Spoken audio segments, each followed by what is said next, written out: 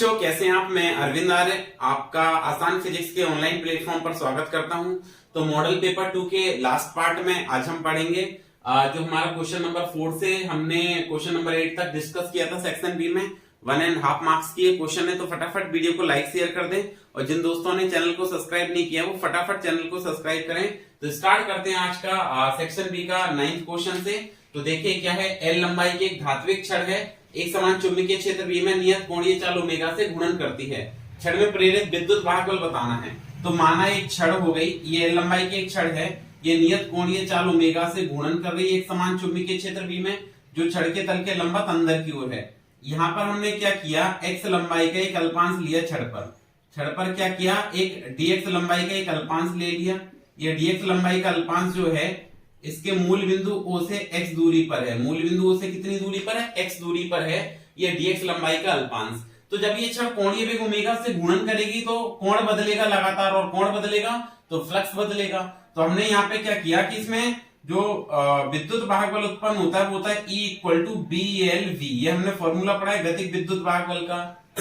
कितना पढ़ा है, E = BLV अगर L लंबाई है छड़ की। लेकिन यहाँ पे x पार्ट कह रहे हैं हम, केवल छड़ का कितना पार्ट कह रहे हैं, x पार्ट कह रहे हैं। तो इस x पार्ट के लिए विद्युत वाहक बल भी अल्प होगा। तो DE = BDX × V, इतना गतिज विद्युत वाहक बल उत्पन्न होगा। L की जगह हमने क्या लिख दिया, BDX × V, इतना विद्युत वाहक बल उत्पन्न होगा। फिर हमने रेखीय और कोणीय वेग में संबंध पढ़ा है, क्या होता है, V = R omega. V = R omega, लेकिन यहाँ पर कितने दूरी पर है ये अल्पांश, x दूरी पर है। x दूरी पर है तो त्रिज्या r की जगह क्या और लिखेंगे, इसी बात को हम x ओमेगा। क्या लिखेंगे, V = x ओमेगा। रेखीय और कोणीय वेग में संबंध लिख दिया हमने।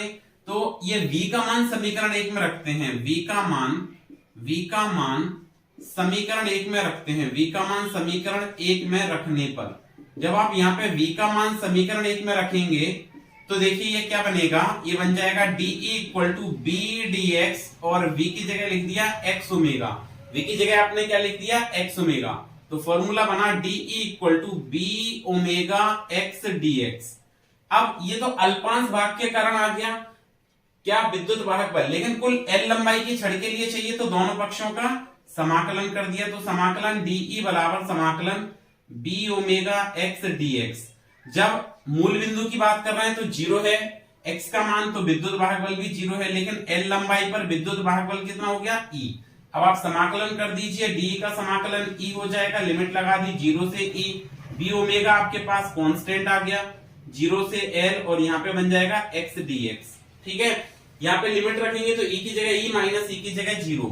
तो मैंने लिखा E - 0, यहाँ पे लिखेंगे B ओमेगा और इसका अब समाकलन करेंगे तो x² / 2, लिमिट लगा दी 0 से लेके L। E में से 0 घटाएंगे तो देखिए यहाँ पे बनेगा E = क्या बनेगा, E = B ओमेगा। लिमिट रख लो, upper limit minus lower limit. तो पहले x की जगह L लिखेंगे, x की जगह L लिखेंगे तो L² / 2 माइनस 0 का स्क्वायर / 2। 0 का स्क्वायर करके 2 से भाग लगाएंगे तो ये टर्म आपका 0 आ जाएगा। इसका मतलब जो विद्युत वाहक बल है वो आ जाएगा B ओमेगा L² / 2, या हम कह सकते हैं half B omega L²। Half क्या जाएगा आपका, वैल्यू क्या जाएगी, हाफ B ओमेगा L²। तो ये गतिज विद्युत वाहक बल का हमारा क्या आ गया, फॉर्मूला आ गया, गतिज विद्युत वाहक बल का सूत्र आ गया।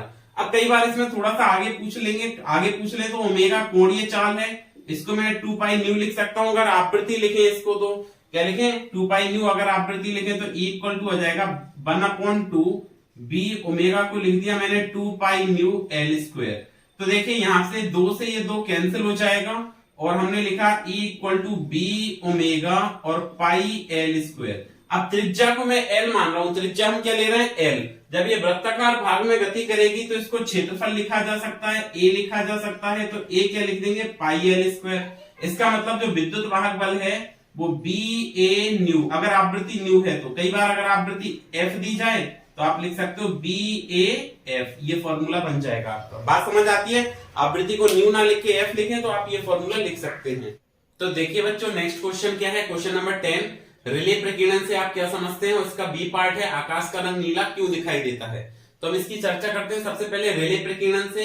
तो यदि प्रकीर्णक का आकार छोटा है, रिले के अनुसार यदि प्रकीर्णक का आकार छोटा है तो प्रकाश के प्रकीर्णन की मात्रा जो है प्रकाश की तरंगदैर्घ्य के चतुर्थ घात के व्युत्क्रमानुपाती होती है।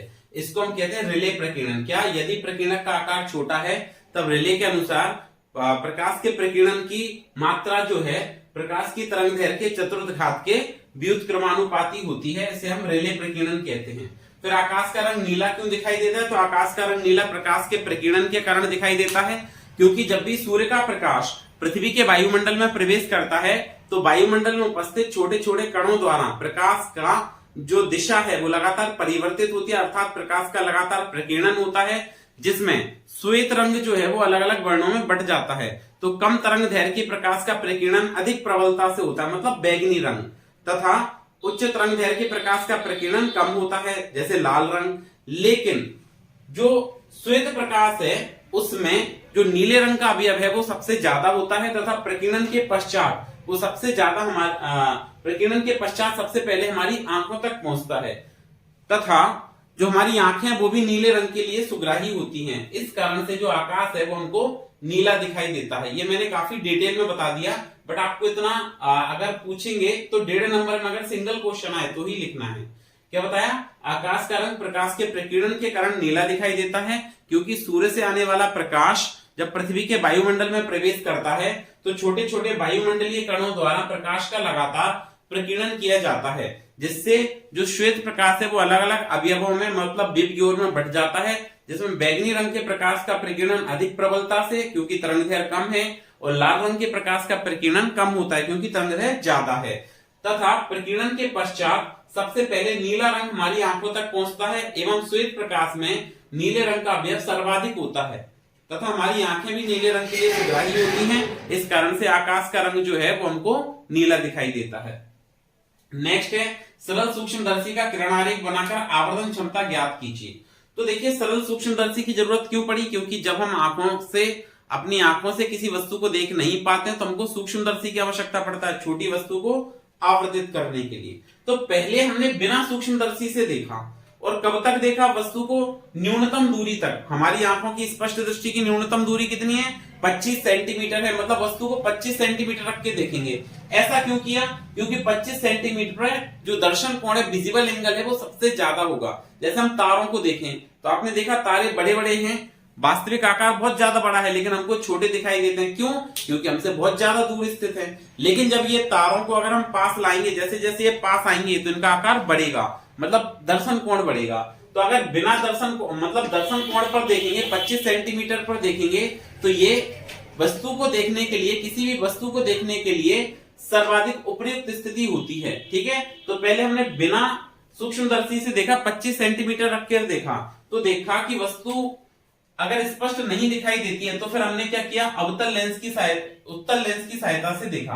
तो पहले बिना लेंस के देखा, तो दर्शन कोण कितना है? tan अल्फा बराबर क्या होता है? लंब बटे आधार। लंब कितना है? h0। आधार कितना है? d। पहला समीकरण ये देखा। अब हमने क्या किया? हमको स्पष्ट दिखाई नहीं दी, तो हमने क्या किया? लेंस को रखा तो लेंस पर हमको क्या दिखाई देगा? ये प्रतिबिंब दिखाई देगा। मतलब मैं वस्तु को ओवर पास ला सकता हूं, क्योंकि अगर आप वस्तु को ओवर पास लाओगे तो दर्शन कोण बढ़ेगा। लेकिन इस केस में आप 25 सेंटीमीटर से और ज्यादा पास लाओगे तो वस्तु स्पष्ट दिखाई नहीं देगी। लेकिन इस केस में आप वस्तु को 25 से भी और आगे ला सकते हो। क्यों ला सकते हो? क्योंकि लेंस तो हमको प्रतिबिंब दिखाता है, वस्तु तो दिखाता ही नहीं है। तो ये बस ध्यान रखना, ये 25 से कम नहीं होना चाहिए, 25 के बराबर या 25 से ज्यादा रहे तो आपको ये वस्तु दिखाई देनी चाहिए स्पष्ट। तो उस स्थिति में हमने इसको और आगे ले आए, और आगे लाएंगे तो दर्शन कोण बढ़ाएगा। ये दर्शन कोण बढ़ाएगा मतलब वस्तु को स्पष्ट दिखाएगा। तो इस केस में, दूसरे केस में हम देखते हैं, एक त्रिभुज ले लिया, समकोण त्रिभुज। कौन सा? पहले लिया था हमने त्रिभुज AOAB। अभी भी इसको बात करते हैं OBA, इसी त्रिभुज की बात कर रहे हैं। ये वाला बिंदु हो जाएगा फिर हमारा B, और ये हो जाएगा A। अभी भी इसी त्रिभुज की बात करेंगे फिर से। तो यहाँ पर दर्शन कोण बदल गया है, बीटा बना तो tan बीटा बराबर लंब क्या है? h0। आधार कितना है आपके पास? u। समीकरण नंबर 2। ये बात क्लियर हुई। अब समीकरण 1 और 2 से क्या किया हमने? इसको सोल्व करके लिखा समीकरण 1 एवं 2 से। अगर समीकरण 1 और 2 से लिखेंगे हम, तो हमने पढ़ा है कि आवर्धन क्षमता जो होती है, या ऐसे लिख लें, आवर्धन क्षमता के सूत्र से पहले ऐसे लिखें आवर्धन क्षमता के सूत्र से। तो आवर्धन क्षमता का सूत्र पढ़ा है tan बीटा बटे tan अल्फा। ये हमारे पास आवर्धन क्षमता का फॉर्मूला है, tan बीटा बटे tan अल्फा। tan बीटा का मान रखा क्या h0 upon u, tan alpha का मान रखा क्या h0 बटे d। इसको सॉल्व किया तो क्या बना h0 upon u into D बटे h0। अब क्या होगा, इस h0 से h0 कट जाएगा तो आवर्धन क्षमता हमारे पास क्या जाएगी d अपॉन u। ये हमारी सरल सूक्ष्मदर्शी की आवर्धन क्षमता हमको प्राप्त हो जाएगी। तो देखिए बच्चों, नेक्स्ट क्वेश्चन नंबर 12 और 13 की बात करते हैं। तो क्वेश्चन नंबर 12 क्या है, कोई वस्तु 15 सेंटीमीटर वक्रता त्रिज्या के अवतल दर्पण से, मतलब ये हमारे पास एक अवतल दर्पण हो गया, इसकी वक्रता त्रिज्या कितनी है 15 सेंटीमीटर। तो 15 सेंटीमीटर वक्रता त्रिज्या के अवतल दर्पण से 10 सेंटीमीटर की दूरी पर रखी है, मतलब r का मान रखा है। देखिए प्रकाश किरण हमेशा ऐसे आएगी, और जब भी दर्पण के न्यूमेरिकल करते हैं तो चिन्ह परिपाटी का उपयोग करते हैं। तो इसकी त्रिज्या इधर कहीं होगी, इधर होगी, तो आपको ध्रुव से दूरी नापनी पड़ेगी C की। ध्रुव से इधर की तरफ नापेंगे, मतलब ये कितना आ जाएगा -15 सेंटीमीटर। ठीक है, दर्पण से 10 सेंटीमीटर की दूरी पर रखी है, वस्तु रखी है 10 पर, मतलब वस्तु -10 सेंटीमीटर रखेंगे, क्योंकि वस्तु भी इधर ही रखी होगी u। ठीक है, वस्तु जो है ये दूरी कहलाएगी आपकी u और ये वाली दूरी कहलाएगी आपकी r, और प्रकाश की किरण इधर आएगी तो दोनों विपरीत दिशा में नाप रहे हैं। अब आप सिंपल सा f चाहिए आपको, तो f इक्वल टू क्या हो जाएगा r/2। f मतलब -15 अपॉन 2 सेंटीमीटर, मतलब 7.5 सेंटीमीटर आ जाएगा। लेकिन हमको प्रतिबिंब की स्थिति बतानी थी, तो 1/f equal to 1/u plus 1/v। ये सूत्र लगा दें आप, 1/f है, मतलब 1/-15/2 इज इक्वल टू u, तो मतलब 1/-10 प्लस 1/v। 2 ऊपर जाएगा तो माइनस का 2/15 हो जाएगा, इसको इधर पक्षांतर किया तो 1/10 इक्वल टू 1/v। एलसीएम ले लें आप, यहाँ पे कितना आ जाएगा 30, कैंसिल करेंगे तो ये आ जाएगा -4 plus 3 is equal to 1/v। Solve करेंगे तो आपका फॉर्मूला बनेगा 1/v इज इक्वल टू, घटाए इसको तो -1/30, -1/30, तो आपका v कितना आ गया यहाँ पे -1/30, तो v आ जाएगा आपका कितना -30 सेंटीमीटर। कितना आ जाएगा -30 सेंटीमीटर। तो प्रतिबिंब की स्थिति आ गई, और आवर्धन क्षमता बतानी थी। आवर्धन क्षमता बताएंगे तो m इक्वल टू होता है आपका क्या -v/u, m equal to -v का मतलब -30 हो गया, -30 अपॉन u, u कितना है -10। आप इसको सोल्व करें, माइनस से माइनस कैंसिल हो जाएगा, -30/10 इक्वल टू -3। आवर्धन क्षमता -3, मतलब प्रतिबिंब वास्तविक एवं उल्टा बनेगा, 3 गुना आवर्धित बनेगा। तो समझ में आया ये क्वेश्चन करना कैसे, चिन्ह परिपाटी जरूर लिखनी है। स्नेल का नियम पूछा था 13 का। ये स्नेल का नियम क्या होता है कि जब कोई प्रकाश किरण एक समांगी माध्यम से दूसरे समांगी माध्यम में जाती है, मतलब जब प्रकाश का अपवर्तन होता है, तब आपतन कोण की ज्या एवं अपवर्तन कोण की ज्या का अनुपात एक नियतांक के बराबर होता है, जिसको हम अपवर्तनांक कहते हैं। इसी नियम को हम जानते हैं स्नेल के नियम से। इसी नियम को किससे जानते हैं, स्नेल के नियम से जानते हैं। क्या, प्रकाश के अपवर्तन में दो पारदर्शी अपवर्तक माध्यम के लिए आपतन कोण की ज्या एवं अपवर्तन कोण की ज्या का अनुपात अपवर्तनांक के बराबर होता है, और इसे हम स्नेल का नियम भी कहते हैं। इसी के अगले पार्ट में पूछा था प्रकाशिक तंतु के सिद्धांत पर कार्य करता है, तो हम जानते हैं प्रकाशिक तंतु पूर्ण आंतरिक परावर्तन के सिद्धांत पर कार्य करता है। किस पर करता है, पूर्ण आंतरिक परावर्तन के सिद्धांत पर कार्य करता है। कार्यविधि अगर हम बात करें तो कार्यविधि क्या होगी, जब भी कोई प्रकाश किरण एक अल्प कोण पर प्रकाशिक तंतु की एक सतह पर आपतित होती है, तो यदि आपतन कोण का मान क्रांतिक कोण से ज्यादा हो तो प्रकाश का सबसे पहले यहाँ पे अपवर्तन होगा। ध्यान दें फिर से, जब भी कोई प्रकाश किरण एक अल्प कोण पर प्रकाशिक तंतु की एक सतह पर आपतित होती है, तो सर्वप्रथम प्रकाश का अपवर्तन होगा। इसके बाद अपवर्तित प्रकाश किरण तंतु के क्रोड़ पर टकराती है, और यदि आपतन कोण का मान क्रांतिक कोण से ज्यादा है तो प्रकाश का विभिन्न परतों से कई बार पूर्ण आंतरिक परावर्तन होता है, और प्रकाश किरण दूसरी सतह से निर्गत हो जाती है। ये पूर्ण आंतरिक परावर्तन की प्रक्रिया कुछ इस प्रकार से होती है कि प्रकाश की ऊर्जा में कोई विशेष हानि ना हो। तो आइए बच्चों अब डिस्कस करते हैं क्वेश्चन नंबर 14। क्वेश्चन नंबर 14 क्या है, रदरफोर्ड सोडी का रेडिएटिव विघटन का नियम लिखिए तथा 6 समीकरण प्राप्त कीजिए। तो देखिए रदरफोर्ड सोडी का रेडिएटिव विघटन का नियम क्या है। इस नियम के अनुसार किसी रेडियोएक्टिव सक्रिय पदार्थ में विघटित नाभिक की दर, किसी रेडियोएक्टिव सक्रिय पदार्थ में उपस्थित सक्रिय नाभिकों के विघटन की दर उस समय उस पदार्थ में उपस्थित सक्रिय नाभिकों की संख्या के समानुपाती होती है। फिर से सुने, किसी रेडियोएक्टिव सक्रिय पदार्थ में रेडियोएक्टिव नाभिक के विघटन की जो दर है, उस पदार्थ में उपस्थित रेडियोएक्टिव नाभिकों के विघटन की दर उस समय पदार्थ में उपस्थित सक्रिय नाभिकों की संख्या के समानुपाती होती है। ये नियम हो गया। अब देखिए 6 समीकरण प्राप्त करना है तो हमने पढ़ा dN/dt समानुपाती n, समानुपाती को हटाएंगे तो एक नियतांक आ जाएगा लैम्डा, तो dN/dt equal to minus lambda है। लैम्डा यहाँ पे समानुपाती स्थिरांक है जिसको 6 स्थिरांक कहते हैं।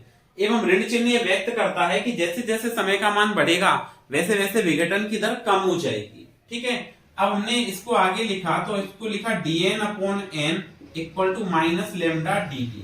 ठीक है, इनको हमने सेपरेट कर लिया। अब दोनों पक्षों का समाकलन करने पर समाकलन करेंगे तो dN/n इज इक्वल टू समाकलन माइनस लैम्डा dt। ये समाकलन करेंगे dN/n, इसका समाकलन करेंगे तो आपका आएगा आंसर log n। कितना आएगा? log n equal to minus lambda और समाकलन हो जाएगा dt का। अब dt का समाकलन कीजिए तो ये बनेगा log e base n equal to minus lambda t plus c। यहाँ पे c एक समानुपाती स्थिरांक है या समाकलन स्थिरांक है, सॉरी समानुपाती स्थिरांक नहीं, यहाँ पे c क्या है? समाकलन स्थिरांक है। अब जब समय t बराबर 0 है तब सक्रिय नाभिकों की संख्या n0 है। समय t बराबर 0 है तो सक्रिय नाभिकों की संख्या n0 है पदार्थ में। तब समीकरण 1 से हम क्या कह सकते हैं? तो हमने लिखा log e base n0। n0 क्यों लिखा? क्योंकि t 0 है, तो minus lambda into 0 plus c। ठीक है, ये टर्म 0 हो गया तो c की वैल्यू क्या आ गई? log n0। c की वैल्यू क्या आ गई? log n0। c का मान समीकरण 1 में रख दें। c का मान समीकरण 1 में रखने पर, c का मान समीकरण 1 में रखने पर जब हम यहाँ पे क्या करेंगे? c का मान रखेंगे, कहां रखेंगे? समीकरण नंबर 1 में। समीकरण 1 में रखिए तो ये बनेगा log n, क्या बनेगा? ये log n equal to minus lambda t plus c का मान log n0 हो जाएगा, log n0 हो जाएगा। अब इसको इधर पक्षांतर कीजिए तो यह जाएगा आपके पास log n minus log n0 is equal to minus lambda t। ये बात क्लियर हुई। अब log m minus log n का फॉर्मूला बन गया ये, तो log ये होता है log n upon m minus lambda t। log को इधर भेज दो तो e की घात बन जाएगी, तो n upon n0 equal to e की पावर माइनस लैम्डा t। ये बात क्लियर हुई। n0 को इधर भेज देंगे तो n इक्वल टू बन जाएगा ये आपका समीकरण n0 e की पावर माइनस लैम्डा t। ये 6 समीकरण हमने ज्ञात कर लिया। तो देखिए बच्चों, बात करते हैं लास्ट क्वेश्चन की। सेक्शन बी के लास्ट क्वेश्चन क्या है? किसी रेडियोएक्टिव प्रतिदर्श में 1000 परमाणु हैं, मतलब परमाणुओं की संख्या जो दी गई है वो कितनी है? 1000 है। प्रारंभिक संख्या जो है 1000 है। कितने परमाणु t/2 समय बाद शेष रहेंगे? तो समय कितने परमाणु t/2 समय बाद शेष रहेंगे? अर्धायु काल दिया गया है आपको कितना? Capital T। तो इसके लिए डायरेक्ट फॉर्मूला हमको पता होता है n upon n0 equal to 1/2 और इसकी पावर कितना? t upon t half. ठीक है, समय बटे अर्धायु काल n बटे n0। n0 मतलब कितना? 1000 is equal to 1/2 into t। t कितना है आपके पास? t/2 और अर्धायु काल t है। ये t से ये t कैंसिल हो जाएगा। इसका मतलब यहां पर आपको क्या मिला? n अपॉन 1000 बराबर 1/2 की पावर 1/2। अब एक की घात कुछ भी हो वैल्यू एक ही आएगी, एक की पावर कुछ भी हो वैल्यू हमेशा कितनी आएगी आपके पास? एक ही आएगी। तो n अपॉन 1000 इक्वल टू, ये तो एक हो जाएगा, 2 की पावर 1/2 मतलब √2 हो गया। 1000 का इसमें मल्टीप्लाई कर दिया तो n इक्वल टू क्या बना आपके पास? 1000 अपॉन √2। बात क्लियर है?